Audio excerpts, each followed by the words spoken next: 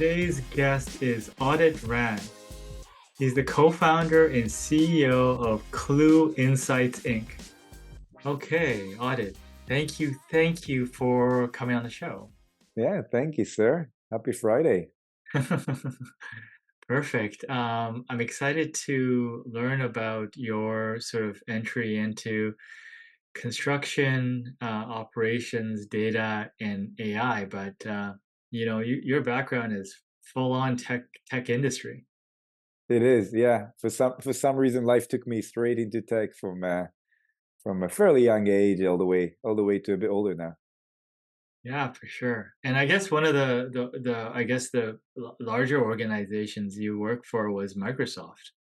That's right. Back in the day, people don't remember there was once a world before the iPhone. There was once a world before Android, and you know, um, for some reason, I really loved mobile phones from a very young age.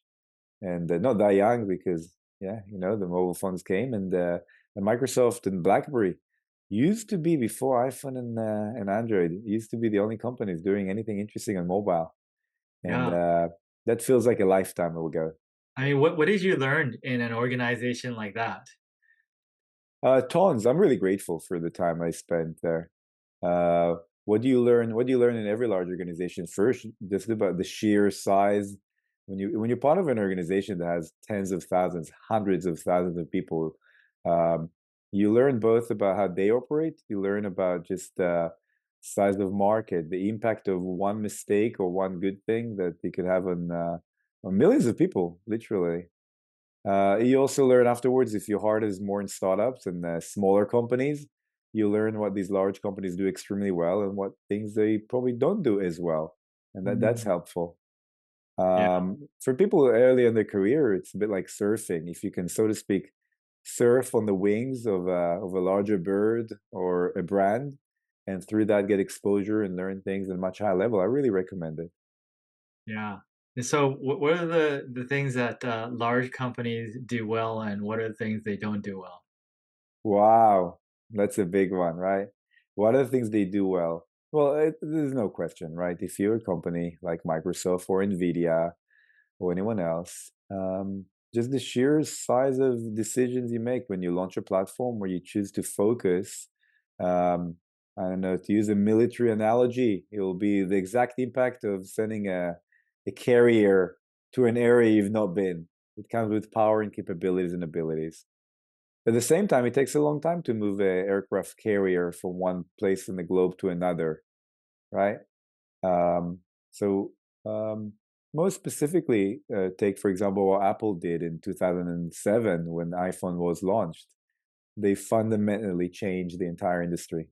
I'd say, actually, let's be accurate. They changed the world in many aspects, right? And we take it for granted right now that you walk in the street and every single person you see who's an adult, whether they're 15-year-old or 95 years old, highly likely carrying in their pocket, a computer we call a phone. And, it's hard to remember that just 15 years ago, that was not the case. Okay, that was not the case. If you told me 15 years ago that people would be able to take a phone out and have a video call with someone else on the other side of the world for free, that would be a dream. The other thing large companies do well, and I guess that's why they stay large, is they create an ecosystem. We wouldn't have had Uber, we wouldn't have had Airbnb, we wouldn't have had many other household brand names today if it wasn't for smartphone computing.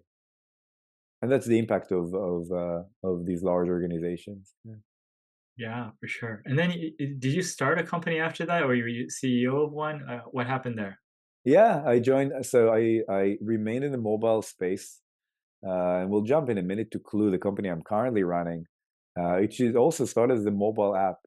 Um, the company I then joined after spending time at Microsoft was a consumer mobile application software company as well, based in the UK. And very much we grew that with a team to have millions of users using technology that, again, 10 years previously, it simply didn't exist.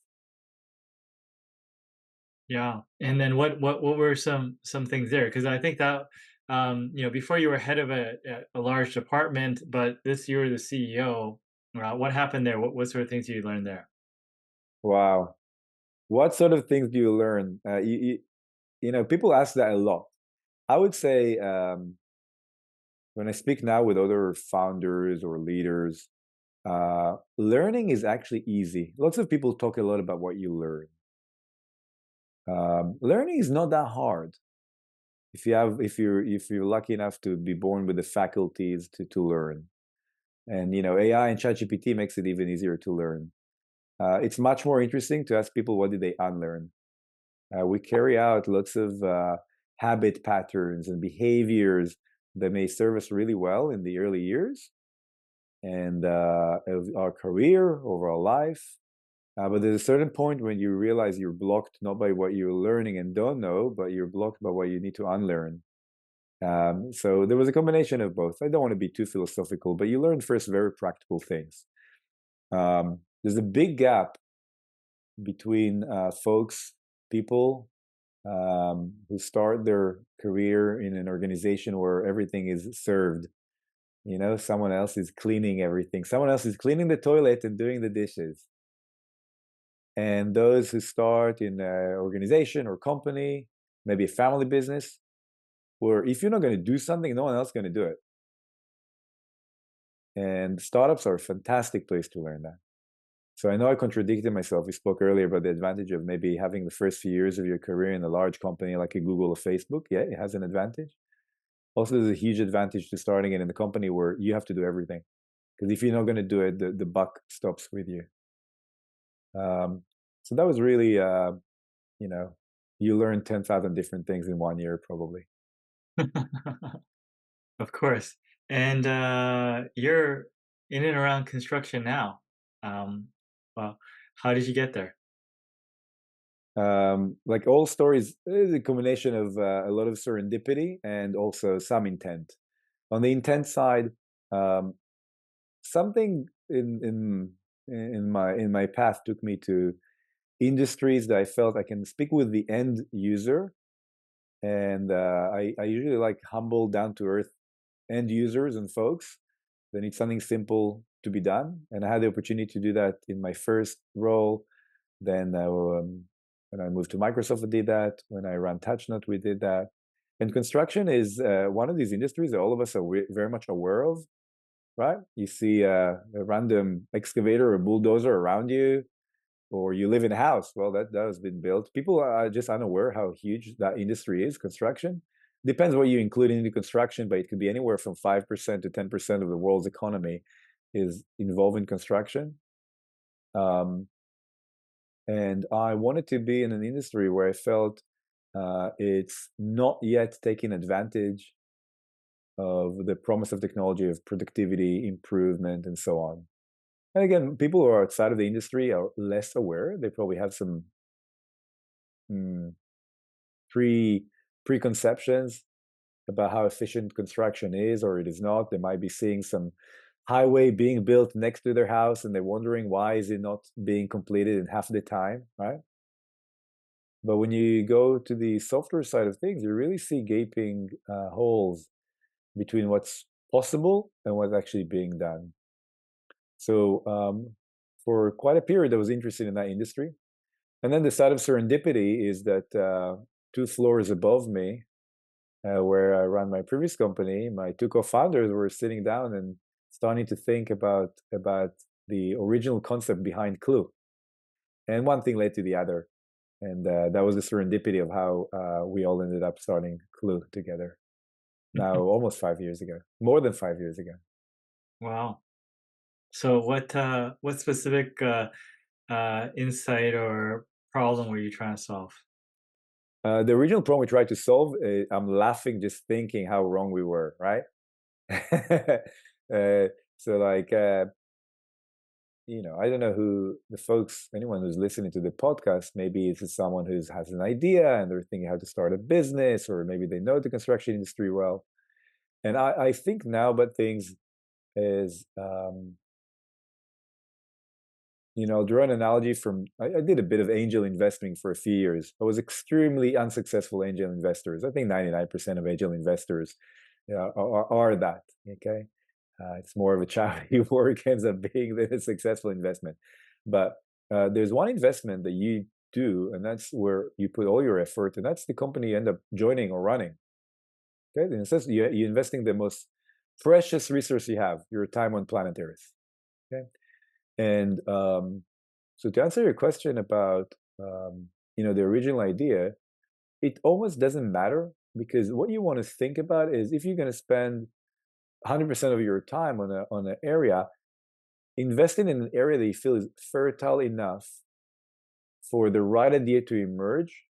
If you are focused on that and love it, and you come to it with true joy. And construction for me felt that way. It's not that I'm trying to say construction is better than other industry, but there was a really good fit between my experiences in the past, what I like to do, and the needs of construction. Okay. So the original idea we had, which very soon after we realized would not be commercially successful, was to take the data that comes from pieces of equipment. So when you say equipment, we refer to like bulldozers, aka dozers or excavators. Most people don't know the difference between an excavator and a dozer. So imagine, long story short, the random Caterpillar or John Deere or Komatsu machine you see on the street. And those machines, we often see them either not working at all, or maybe they're turned on. The engine is turned on, but no one's operating them.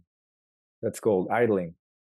And we thought, wow, we can take that data and tell people your machine that costs $500,000 today is idling 20% of the time or 30% of the time. And by that, we will really give them immense value. Now, I'm poo-pooing that idea, not because it's wrong, actually. There is lots of concept. We're still doing that. We still focus with companies on that element. But we soon realized that speaking with contractors just about idling is like, well, speaking with someone who has maybe 50 different symptoms of poor health and just telling them, I'm going to deal with that little dot you've got on your face. It's interesting, but probably you're not going to get their focus so much, which is why we ended up really broadening the scope of what we do in Clue to encompass streamlining every single aspect that has to do with the management of equipment for these companies. And idling is important, but it's really just one element of the bigger picture. Yeah. So what is happening now with that, and what changes with what you've brought to the market? Um, we extended what we're doing so we started with those idling, and in retrospect, the path of every company makes sense, but that's because you're already further down the path. But when you start, you don't know where the path will unfold. So when we started, we felt, okay, first, what do we need to do? We need to learn to speak the language of every machine. Well, we made a strategic choice because every company still is in our space, almost every company that operates in our market. Typically, there are a hardware company that happens to do software as well. And I guess going back to my experience with Microsoft, it's no secret that Microsoft did not win the mobile wars, right?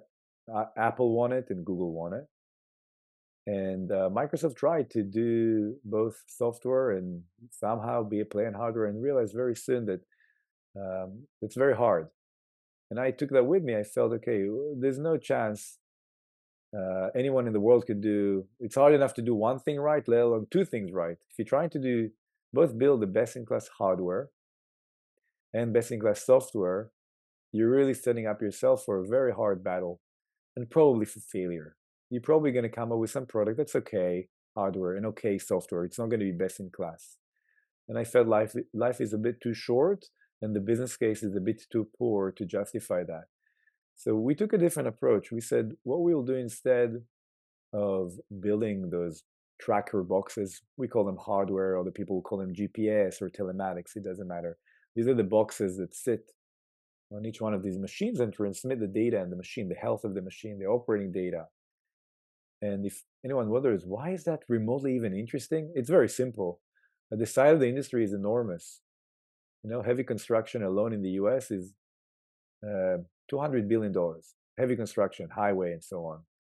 Equipment out of that is tens of billions of dollars are spent on equipment and the management of that.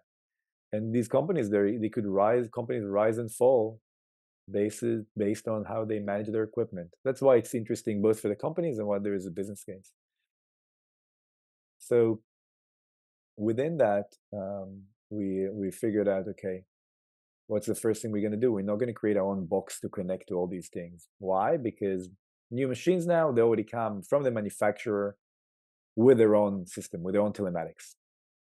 Okay. So we learn how to speak them. We'll learn to speak the language of Caterpillar. We will learn how to speak the language of Hyundai. We'll learn how to speak the language of Doosan and the language of John Deere and various brand names that if you're in construction, you know them really well. If you're outside, you might not be familiar. And fast forward, I think we now speak, so to speak, if we call these languages, we speak like 50 languages more, just of these various OEMs. And what it means is, imagine basically you have like an equivalent to a Google Translate, so to speak, that takes the data from all these machines, and a company might have 500 assets, 500 pieces of equipment, all from different makers. And when they want to look at it, it's like, hey, what's on the job site? What's not working today? Where am I burning my money? Who do I need to send? Which machines need fuel, need gas?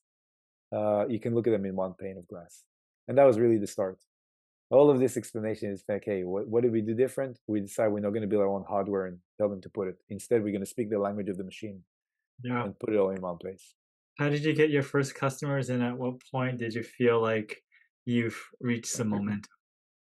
If anyone feels they reached their moment, they're either I don't know. I don't want to say thing. First, I don't think there's such a thing. Yeah, it's enough to look at the top 3, 4 richest people in the world. I don't think any of them will suggest they reach the moment. So one has to have a really good dosage of humility or lack thereof to suggest that they feel they reach the moment. However, that said, there is a point where a company feels it has taken off, right? People, you can maybe refer it to product market fit. I think it's a bit more akin to feeling taking off. Like you've taken off. You see the ground underneath you. The only thing you don't know is what are you? Are you a Cessna? You know, like a small plane, you're gonna fly, but you're not gonna go very high. You don't know yet what you are. Maybe you're an executive jet. You're cool, but you're still small and nimble. Or could you have the potential to become like, you know, a Boeing or an Airbus 380? Can you become a rocket ship? Can you go even further high? So that's really, I think, that's more analogy. Do we feel that the company 5 years later we've taken off? Yes, we have the metrics for that. We certainly don't know how high we can fly it, and that's the joy of entrepreneurship, of running a business. The point, yes, the first customer I remembered very clearly because we joked. It was, I think, the first $100 we got from a customer, and we celebrated by having a fake tattoo on the arm of one of the co-founders, running the first $100. It was really joyful.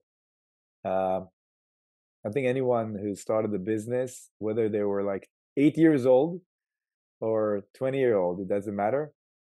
The first check is always the most fun. If you're using Stripe or something, like the first time you see someone actually paid money, someone you don't know, doesn't have your same last name as you, right? Not your friend who feels pity for you, right? And there's real joy. And that was the first customer, someone we know. Yeah. We met and we sold. They're no longer with us. What we sold is like, again, you look at it like a lifetime away. Like the first boy or girl you ever kissed. You remember them fondly, but you're probably not going to be the one they're going to be with you 5 years down the line to the rest of your life. Yeah, for sure. Um, what like you did you have construction background going into this? You have the tech background, but did you have the construction background coming into this? I did not, and I wear that with pride. My two co-founders did. Mm. And In the first few years, I did not wear it with pride. I felt I had to apologize for the fact that I'm coming to the industry that people, his great, great, great grandparents created the company and built it, and I have to explain who am I. But you learn in entrepreneurship and in business that you have to have a dosage both of respect, but also disrespect. You have to respect the customers and where they are and not think you know it all and want to genuinely listen, genuinely wish to serve them. And often I did not have that. And that's when you lose. When you come from a place that you think you know it all, because you're not really open to learn or serve, and no one wants that. Yeah. And we all have those moments, I'm sure. But that's the side of the respect. The side of the disrespect, in Hebrew, it's called chutzpah. And chutzpah refers to the healthy arrogance of thinking the world can be better than the way it is now. And anyone enters entrepreneurship, he by definition, she or he do that because they're basically saying, yeah, I don't care about Microsoft or Google or Facebook or OpenAI or Trimble or Adobe. I think I know better. I think I can do something better. And certainly in the first year, 2 years, now that I know what we know about the industry, I think if I was inside the industry, I would not have been able to advocate for and suggest some of the things that helped us do, because I may have had too much respect for the way things are. Right? Got it. But your co-founders, I guess, you had a sounding board in some way. Correct. And you still need to know. You still need to know, and learn. It's really a question of thirst. You know, everyone can decide to learn two languages. Yeah. Most people just learn one. So there is no, as much as I think we like to think there's some unique industry knowledge, every person that is born was not born into an industry. They just spend 5, 10 years learning it. And if you have the thirst and the ability to go in and learn and genuinely learn with open ears and open heart, you will learn very rapidly. So lack of industry knowledge, I think there's an impact on sales and product understanding. There are reasons, obviously, you want to learn it, but that is not the deciding factor of whether or not you're able to change an industry or help it. Yeah. When you look at any publication website, the buzzword is AI. AI is part of what you do. What is AI, currently, and what is in it? Like, how do you explain it to people? How do I explain to people? So yeah, Yeah. first AI, there's no question.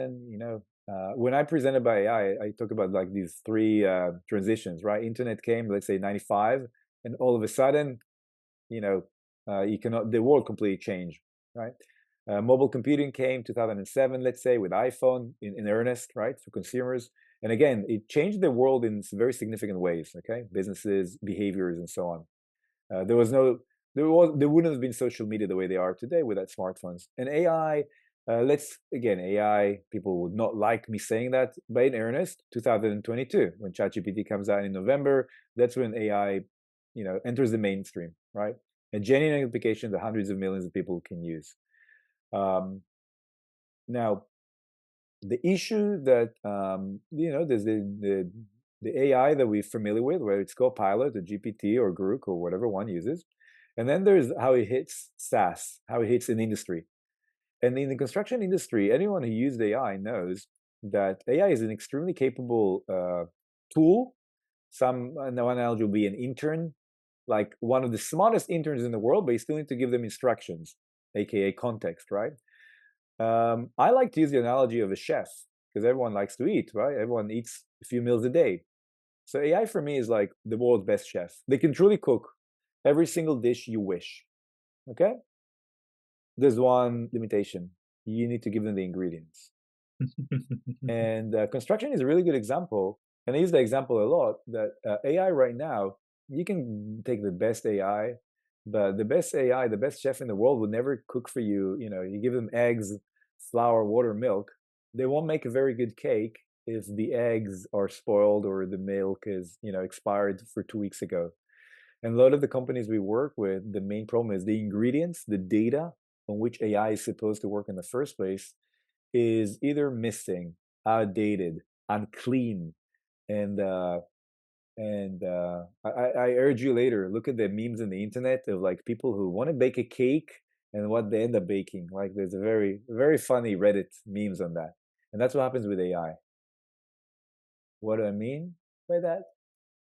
You take an algorithm, or there are many companies, many startups doing it now.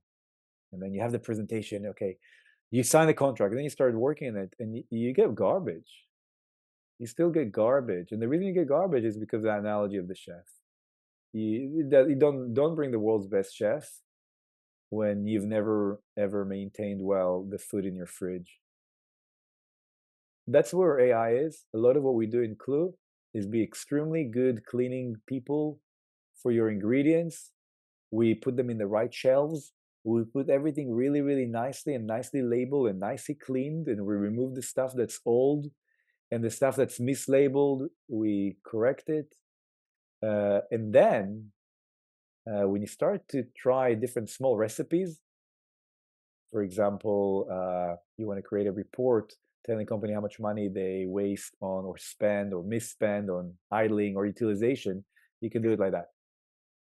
Before that, you try to run the data, and it's like you'll get very inedible garbage reports. Now, it's true that AI could theoretically help even with the cleaning. There are some, but to a large extent, it's not about that. Okay. Even the best AI is still not going to help you if your database doesn't have the right data and so on, right? And I believe that the next, let's say, cautiously, it's important to talk about AI and have knowledge about it, but it's also important to understand where you truly are. The next few years, most companies we work with are around that cleanliness, preparing your ingredients first. Got it. So it's more about, hey, having maybe a department that, sort of cleans the data, manages the data, thinks about, what data to be collecting, um, you know, would be more of a priority opposed to the other stuff because it's the foundation. Correct. And you said people doing it. Um, the truth is that there are professional cleaners. I don't doubt anyone's ability to clean their own toilet. Okay. But there are professional cleaners. And many companies, that's the reason, again, let's stick to the cleaning analogy. Many companies, they hire a third party company to do the cleaning for them. Yeah. Like, if I'm a construction company, do I really know how to organize my data in the best way, etc.? I know the business logic, and companies can do that, or then they can use a tool, whether that's Clue or something else. It doesn't matter. Yeah. Um, And but your there's knowledge with data is that. related to equipment, right? So if are there general companies that look at data, or you'd work with a specific company for a specific type of data, or is there more generalist companies that look at all your data to get a sense on what should be more organized or strategized? Yeah, there are different approaches. Some companies are very, like you say, horizontal, right? So, for example, they look at fleet in general, vehicles in general, across any industry, construction, manufacturing, so on, and then they'll try to draw examples. We took the vertical approach. You may call it niche, but I don't find it niche if it's a $200 billion industry. Um, and I think, again, I don't know the answer. The truth answer is I don't know. I think if I look at areas of human wisdom, there is a reason that when you have a lump, you're not sure what it is, you go to the oncologist, but if you want to do something in your teeth, you go to the dentist. Um, when you want to move earth that way, you get a dozer, but when you want to pull it like this, you get an excavator. It's a different tool.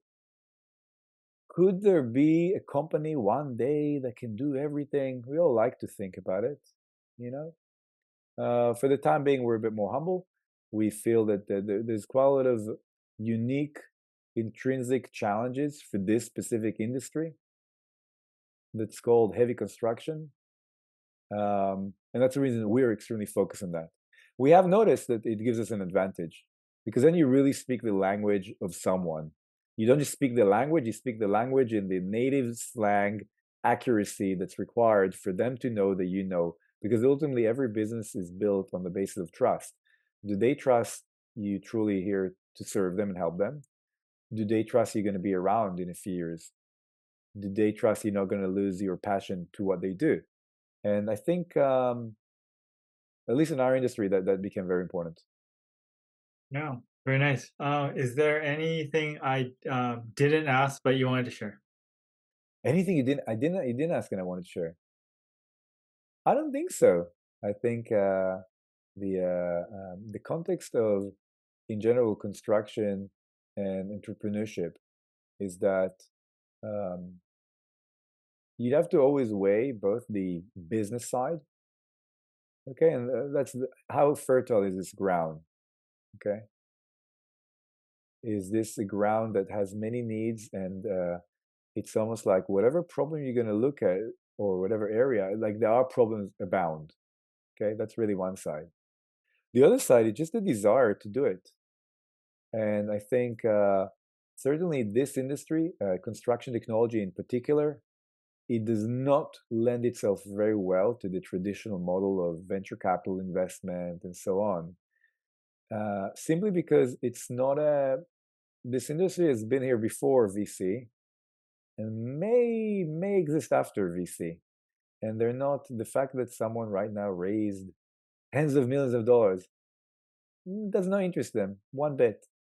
The fact that you need to hit your targets or raise your next round does not interest them for a bit. So it's very important that people going into the industry need to understand, okay, how aligned is it with their business model as well? Are they looking to make a quick buck? Probably not the right industry for you. Is your heart really in it? Do you genuinely love this? Do you see yourself doing this as long as you can? Having that alignment is everything.